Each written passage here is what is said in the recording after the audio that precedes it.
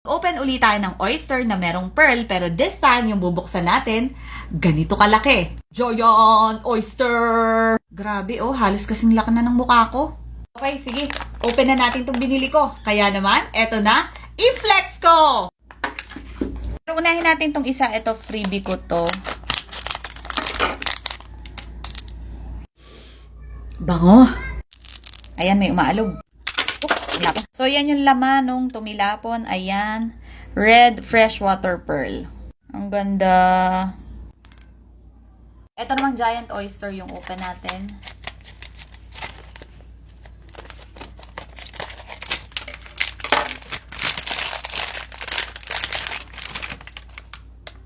Ayan, nagsuot na rin ako ng gloves kasi medyo strong ang kanyang scent.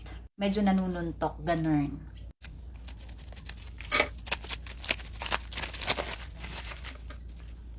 Wala akong naririnig na umaalog.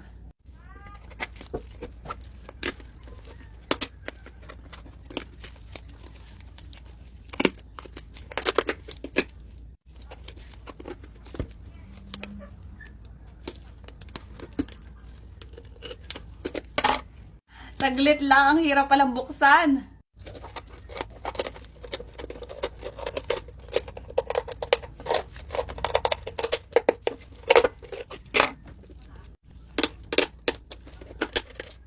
Hindi ko talaga kayang buksan. So, pabubuksan ko sa iba. Ayan, pina-open ko na.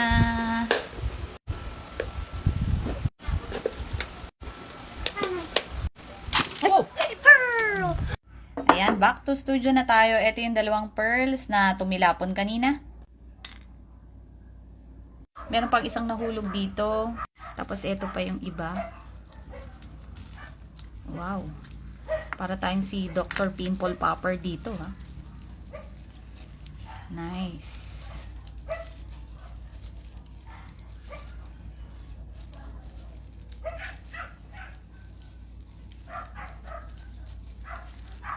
Puro white yung pearl.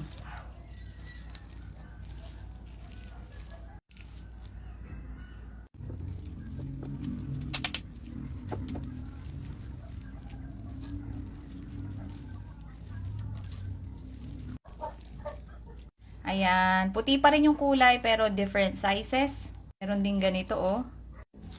Check pa natin kung meron pa dito sa side.